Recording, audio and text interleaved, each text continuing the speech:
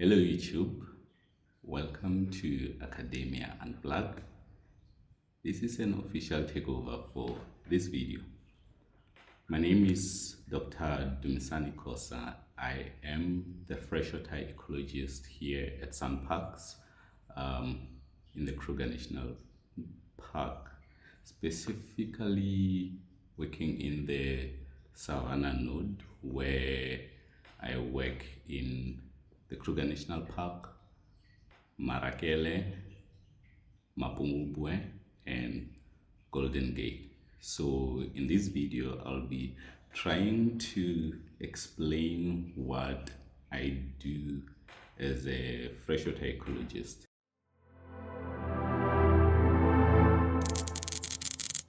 So to start off, we need to understand what is actually freshwater and why is it important and why do we actually need to understand it. So the simplest way to explain it is people depend on freshwater. More especially, there will be no life without freshwater. The water we drink, the water we cook with, and most importantly for the inland people, it is the fisheries that we are utilizing, more especially for food and all that. So it becomes very important to understand how freshwater is essential for our lives and how can we make sure that we manage and utilize the resources that are found in freshwater.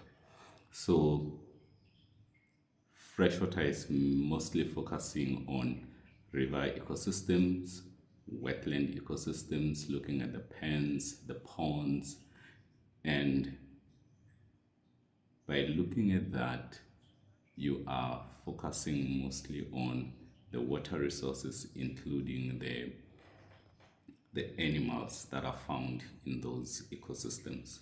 We are looking at fish, for example, and we also look at macroinvertebrates. These are your insects.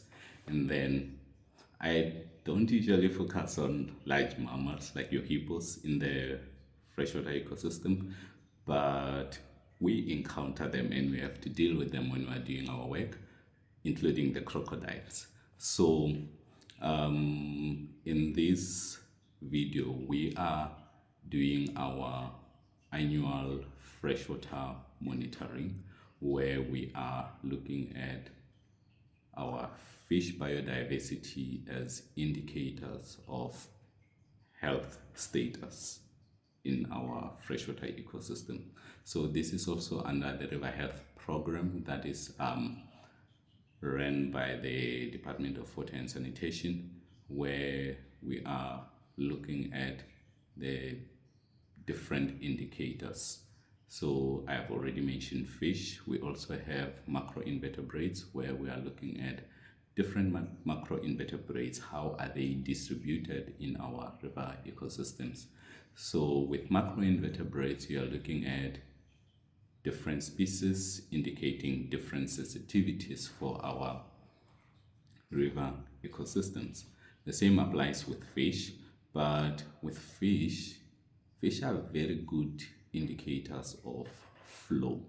We are looking at different indicators. For example, if we go to a refill biotope, for example, and then we don't find species that should be there, for example, the labios, which are built for this kind of habitat. So if we don't find them, we start to ask ourselves questions, because if they are expected to be in the catchment, so we have something called the frequency of occurrence. This is the known distribution of certain species in their native range. So if we don't find those kind of species in those different hydraulic biotopes where we expect to find them, then we can start raising our eyes, like where are the species? Are they are supposed to be here and we don't find them, and then that can indicate that there may be some alteration in habitat quality, or sometimes you find that some species are very sensitive to water quality, and then when you go to those systems and then you don't find them, then we start asking questions.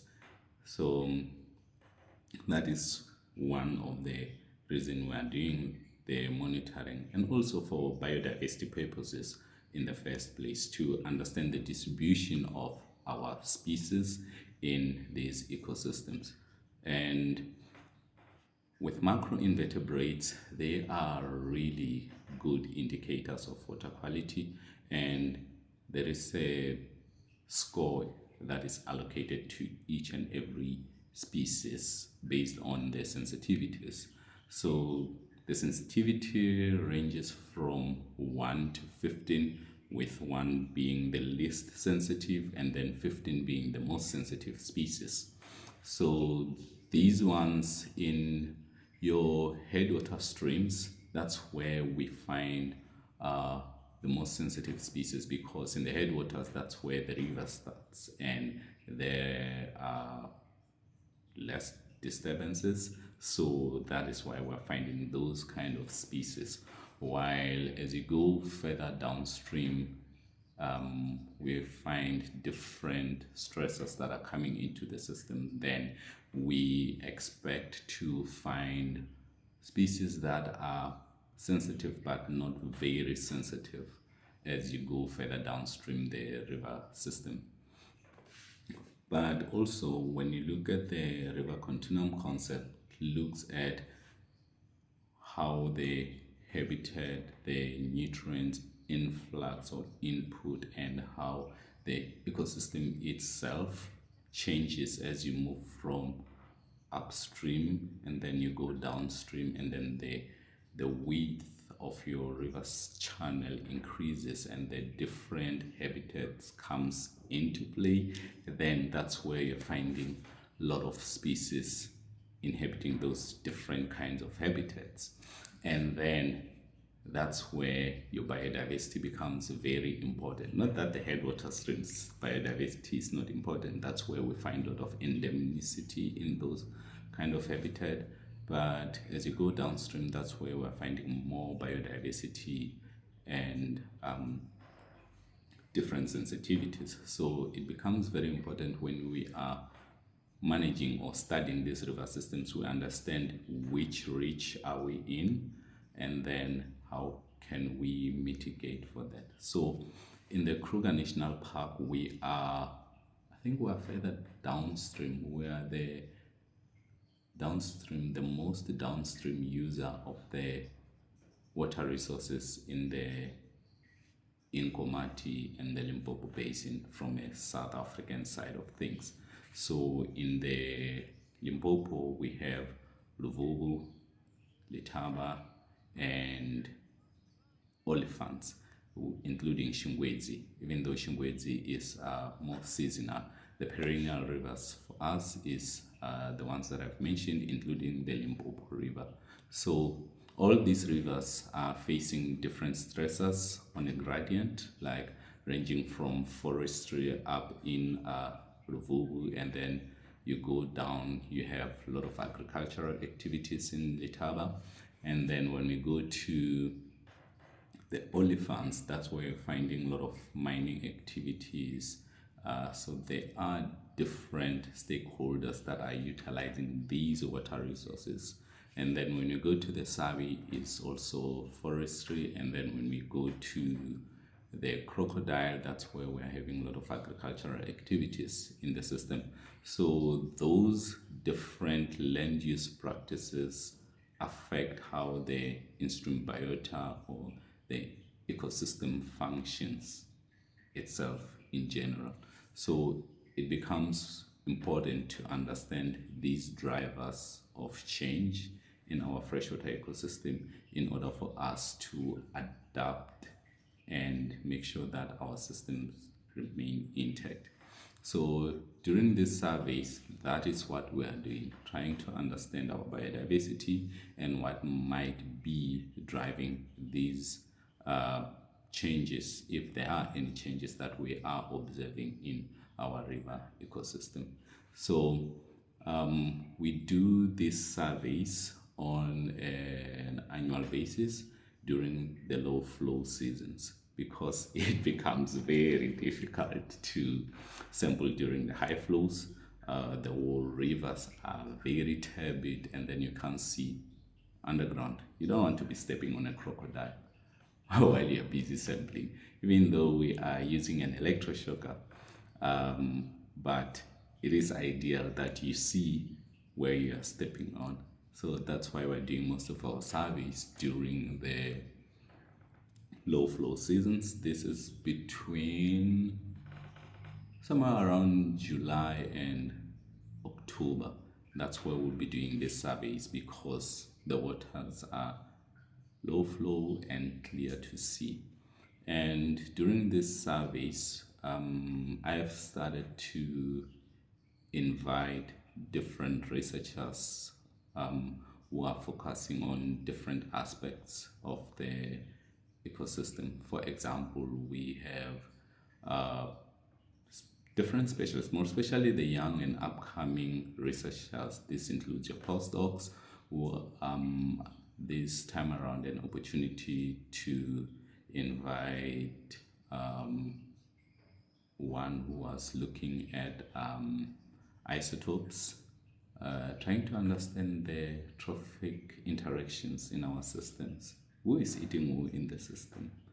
And who is controlling who, like your big predators down to your producers? So it becomes very important to understand those drivers and how they interact and all that. And then I have also had a chance to work with one who was looking at otters, trying to find where they are distributed and what are they eating. That's the other thing. So the most important thing for this survey was to get the trophic interactions, like who is where in the food web, who is eating who, and it becomes very relevant when it comes to the management.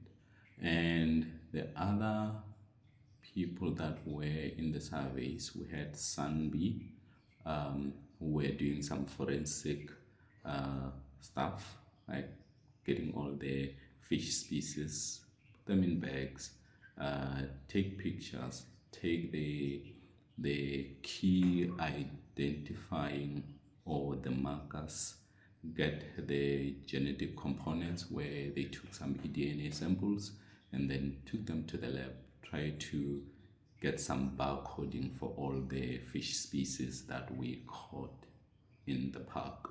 So it becomes important for Sunbee and also for us to get our genetic diversity because this will give us more information on how diverse are our system, because we know that some of the species may look the same, but you find that they are genetically different. So it becomes important to understand that. And then I've mentioned Sunbee. I forgot to mention that the isotope ones are from SciAb.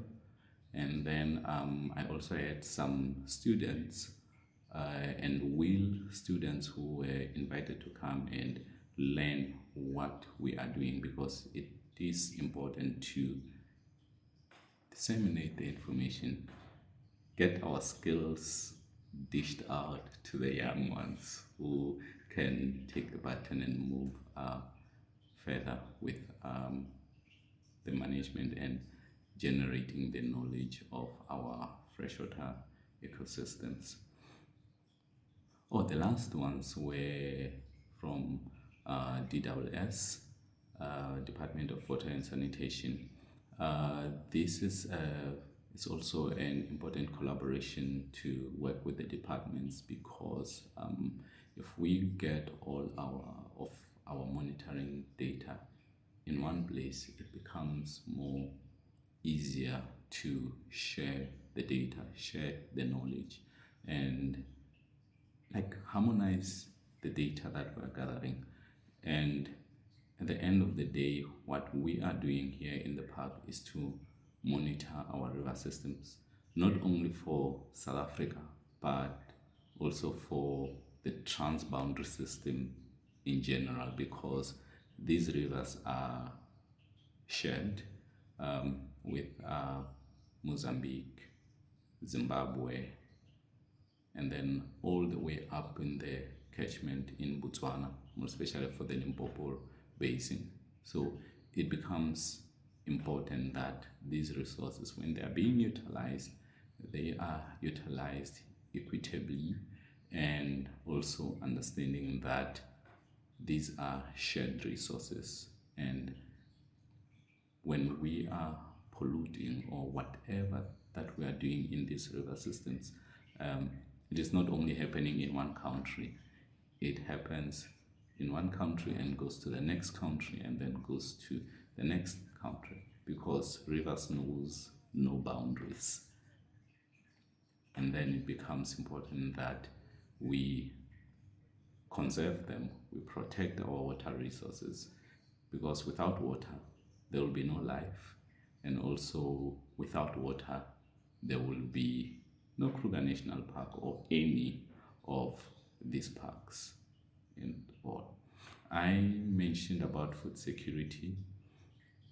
I mentioned about these rivers in the park being hubs or hotspot of biodiversity, and that biodiversity is important for the Kruger National Park itself and also for our neighboring countries, because these species, they find refuge in the park and they are able to migrate both upstream and downstream, and then serve as source population for downstream users. And then that is why it becomes important that we do our best to understand what is in these ecosystems. And then the last bit, what we found in the crocodile was really amazing. We got an eel.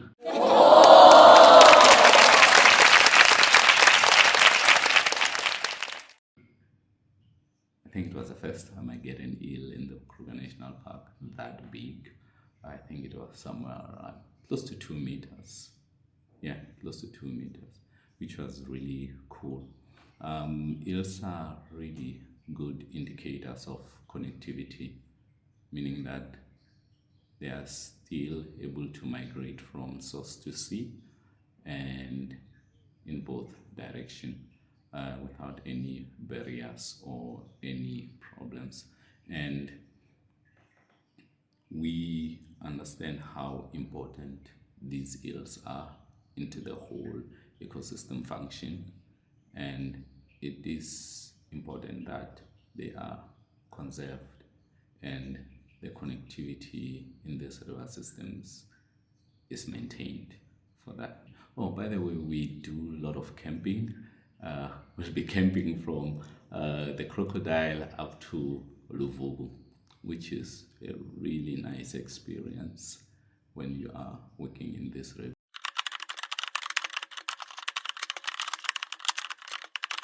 With stats, it's 21, so but we would work in millimeters, so 210. Why we do that is the different habitats cause them to have different shape of tail. So if he lives in a slow, deep pool, he will have a shorter tail than another fish living in a fast pool, because the tail makes them swim faster or stronger. So that's why we don't measure the tail, because they can be different ages but still have the same tail shape or tail size. So that's why we don't measure the tail. So that was 210.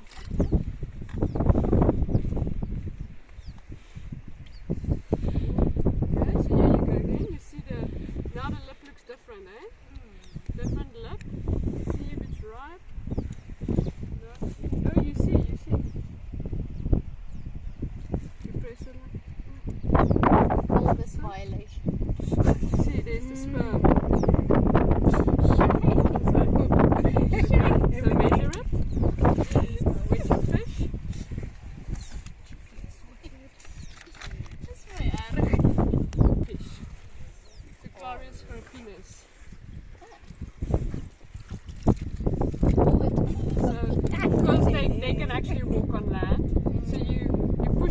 moves forward, you see, then it's stuck. But be careful because it's also sharp. The big catfish, they actually have a handle here. So over the mouth, you see they make a little handle key, which you can hold them. And they can't go anywhere, and you can't go there. So you know those arms of them, they use that to prevent themselves being swallowed whole. Yeah. It's stuck. So you just turn him around, put his face down at 0, yeah. And then measure him. So seagull. It's 190. 190. Do you want a smaller one for sister? Okay, one.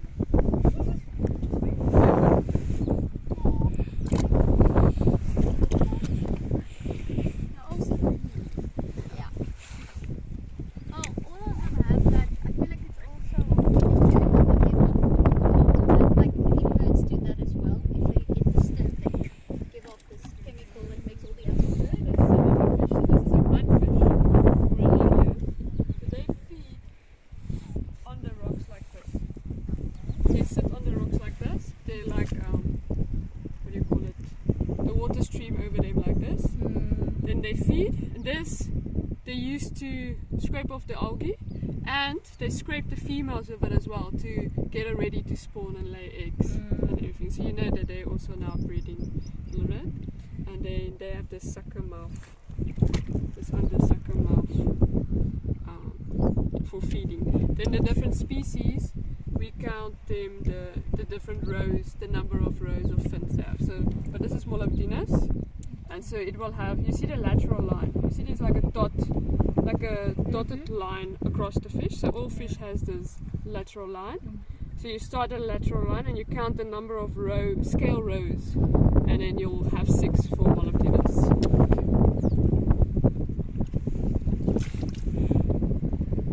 180. animal also Alcon, Alrat. Sounds like a rat. So what was this now again? Yellowfish. Check the mouth, huh?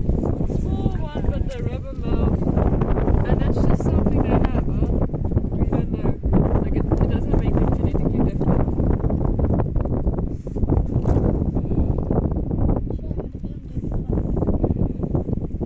185.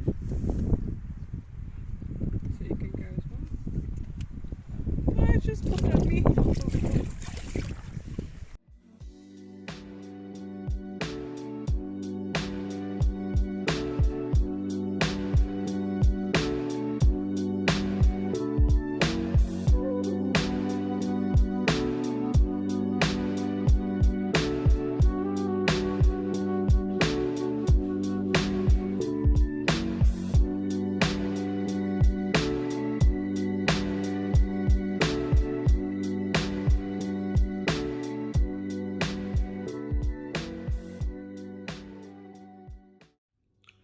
Thank you for tuning in and watching this content with us.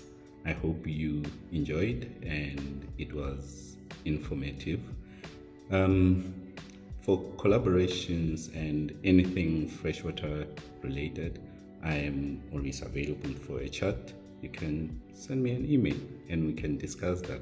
Questions, just an email away.